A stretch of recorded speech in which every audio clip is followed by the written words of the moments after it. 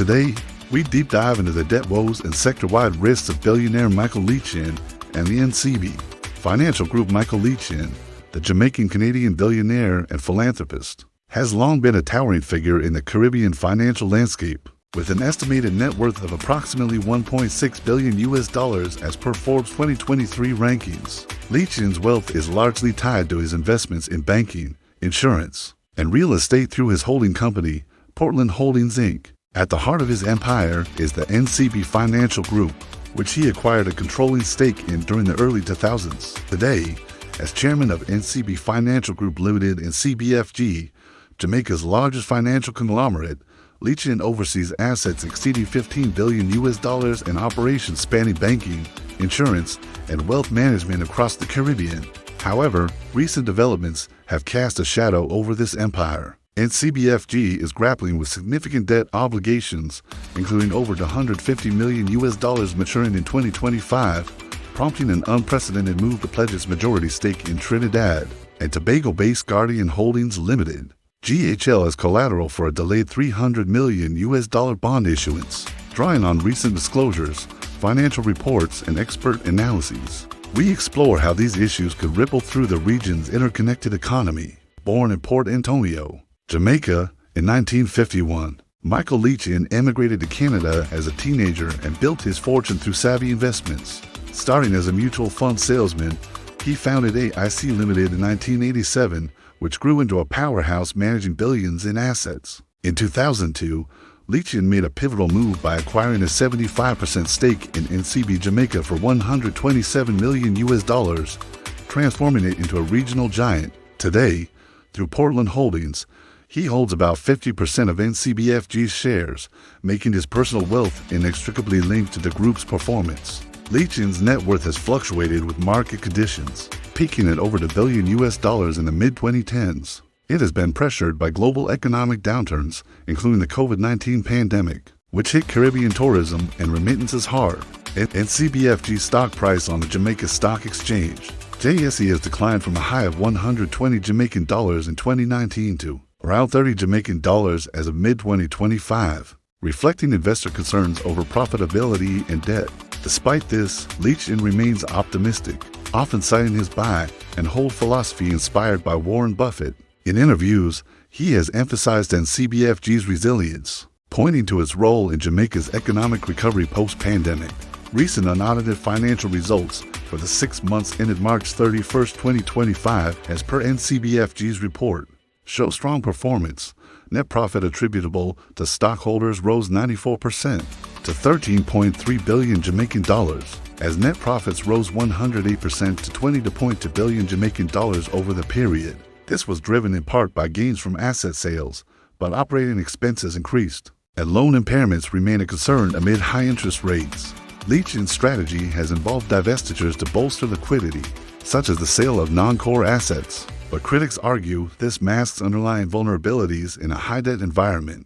NCBFG, with a market capitalization of around $550 million, is Jamaica's premier financial institution, serving over 1.5 million customers through subsidiaries like NCB Jamaica, Guardian Holdings, and Clarion Bank in Bermuda. However, the group faces mounting debt pressures. As of 2025, NCBFG has over $150 million in obligations maturing this year, exacerbated by rising global interest rates and a slowdown in Caribbean economic growth. To address this, NCBFG announced a $300 million senior unsecured bond in early 2025, targeted at international investors, including qualified institutional buyers under Rule 144A of the U.S. Securities Act. The bond was expected to price and close in early June, but faced delays, leaving investors in the dark.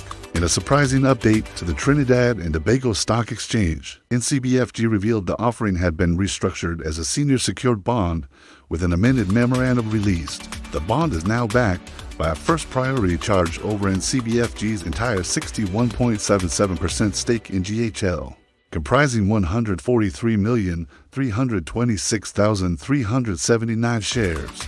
This pledge is unprecedented in Caribbean corporate history. GHL, a leading insurance and financial services provider in Trinidad and Tobago, is valued at approximately $547 million based on its TTSE share price of 16 Trinidad and Tobago dollars, or about to $0.35 as of Wednesday in the reporting period. And CBFG's stake alone is worth $337.74 million, providing substantial collateral. However, 127,873 515 of these shares were already pledged against $166.76 million in existing debt, adding layers of complexity. Fitch Credit Ratings Agency, in its assessment, maintained the bond's rating at the same level as NCBFG's issuer credit rating, noting that in a default scenario, the collateral could be seized to repay note holders. The offering memorandum details that $173.51 million of proceeds will be escrowed to prepay designated escrow debt, including obligations tied to the previously pledged GHL shares. GHL CEO Ian Chinapoo downplayed the impact, stating, "Substantially, this represents no change for GHL, as the new bond will fully repay the existing debt to generate additional cash." NCBFG is pursuing strategic transactions outlined in the preliminary memorandum, potentially raising 24.8 billion Jamaican dollars or $154.90 million.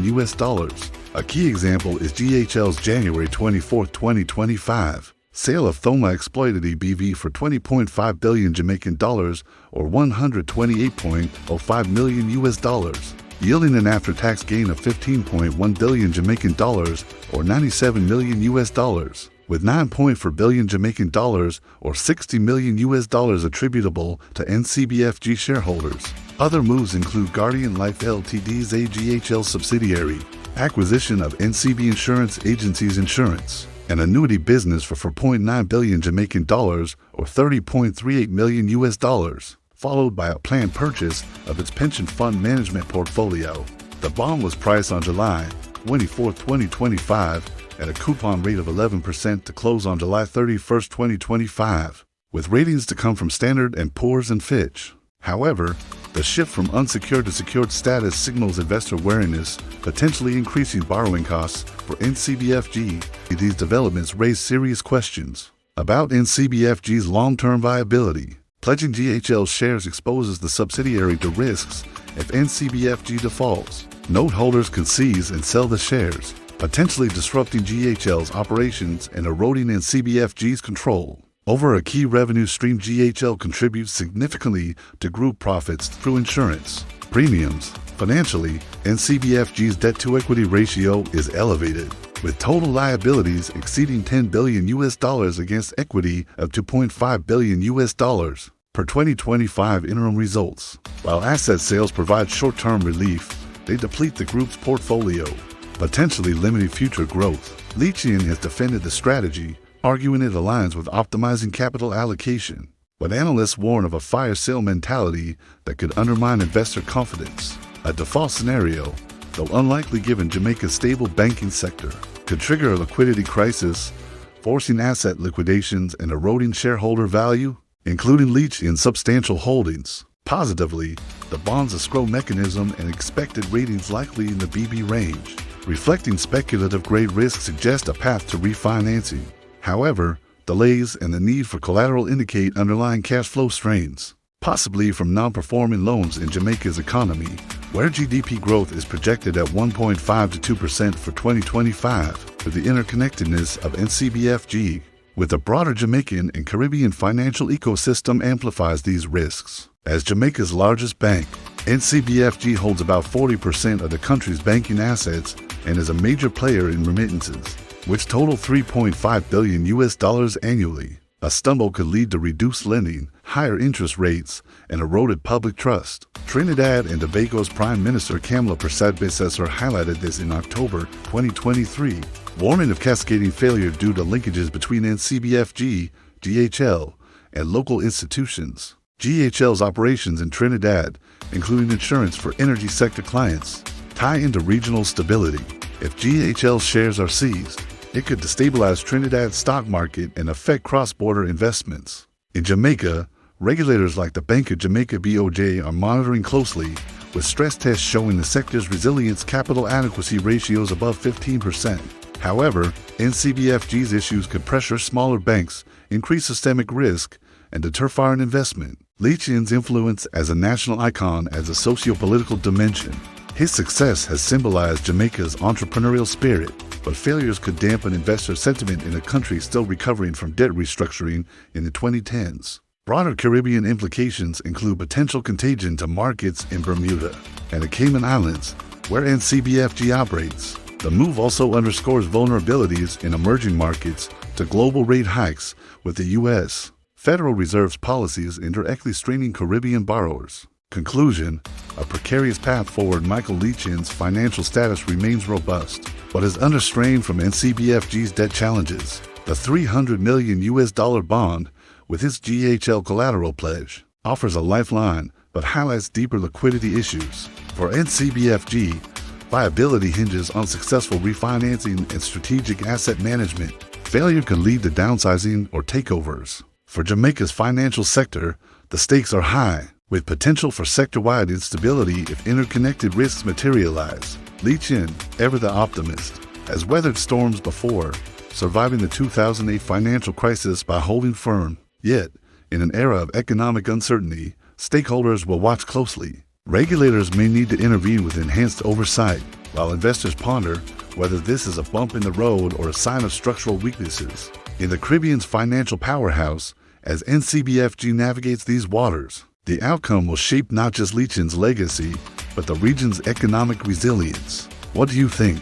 Do you think Michael Ltd and the NCB Financial Group are over-leveraged and heading for a default, or it's just part of running a major financial conglomerate? Leave your comments and be sure to like, subscribe, and share. Thanks for watching, and see you on the next one.